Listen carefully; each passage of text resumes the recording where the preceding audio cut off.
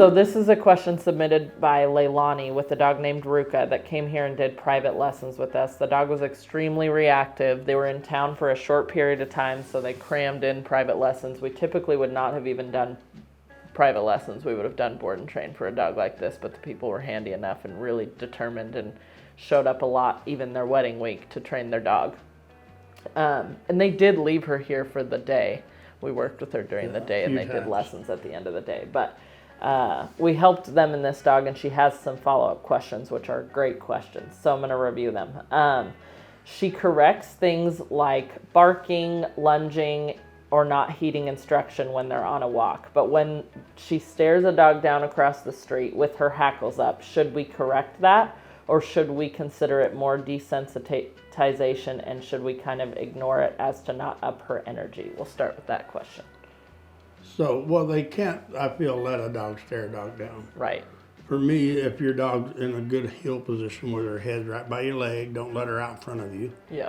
And if your dog focuses away from you, I would bump the collar, and I would bump the leash, normally with a metal prong collar or a plastic collar, whatever you have, pinch collar. Right. And bump the e-collar at the same time to draw that dog head right back to my leg.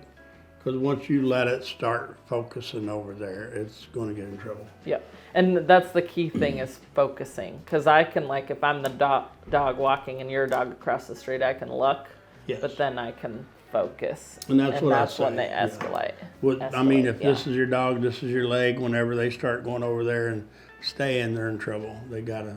And that's the thing that gets them in so much trouble, is they let them get locked onto it, if you want to call it that, you know.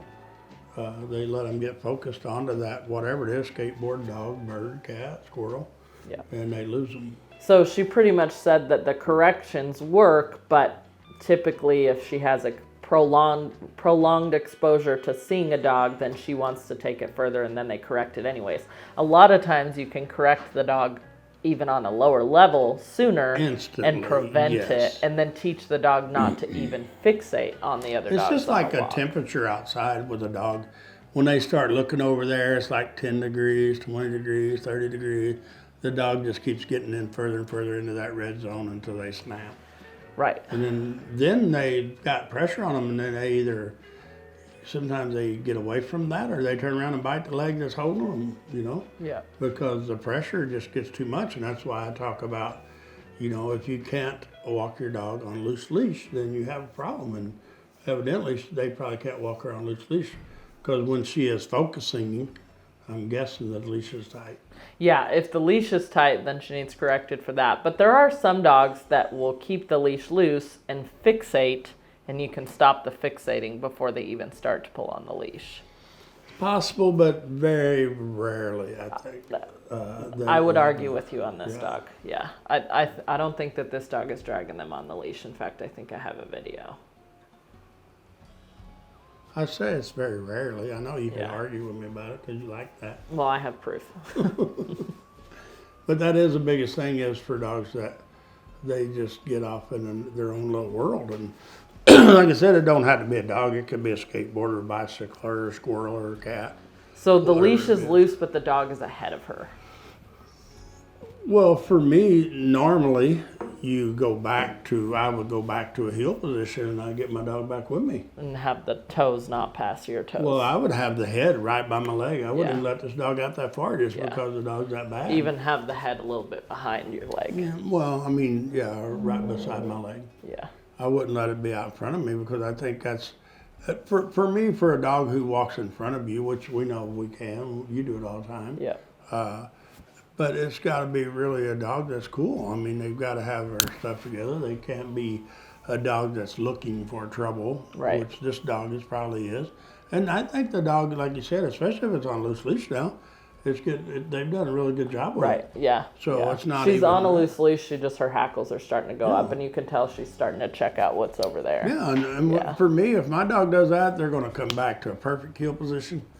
They're going to be like grounded, whatever you want to call it. Your head's by my leg. Yeah. And we're going to keep your shit together. And then most likely in a day or two, you can go back out to let them out in front of you again if you want to. Yeah. And me, I never say, people misunderstand me and think that dogs can't sleep in beds, they can't be on couches, they can't walk out in front of you. You can do all those things as long as you can control your dog and keep them out of trouble. Right. But you just, and for me, if you can control your dog and keep them out of trouble in the way that matches our opinion, because some people think they can control their dog by locking them in the laundry room. Yeah, and that's That doesn't just count. not, yeah.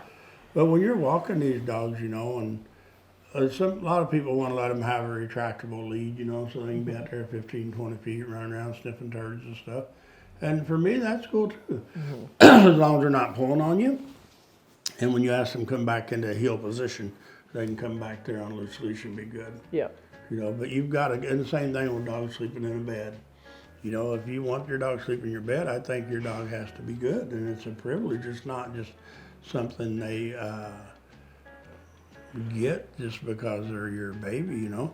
Once you get to that point with them, then they're going to get bad. And this dog here, it's fun for me that she asked us those kind of questions. But that's the thing. I'd put that dog right back by my leg. It's got to focus, look at me once in a while, so I know that it knows that I'm there. I'm the leader. Check in with you naturally. Yeah. And then take a cruise with your dog. After a few days, if it's doing really good, I let it back out there again. Yeah. And even for me anyway, if it was a dog that we had here in training and I let it out in front of me on loose leash and it looked off and started to stare at a dog, I bumped the e-collar, my dog will probably come right back by my leg. The dog that's here for training. They'll come right back to my leg and heel up. Yeah. Because they know they just made a mistake, and then their correction is get back in position, now stay out of trouble. Yeah. So, any more questions? Nope. So are we going to have a spring this year, or are we going to go right into summer at 110 degrees? I don't know. All right. So I guess we're good. Thank y'all.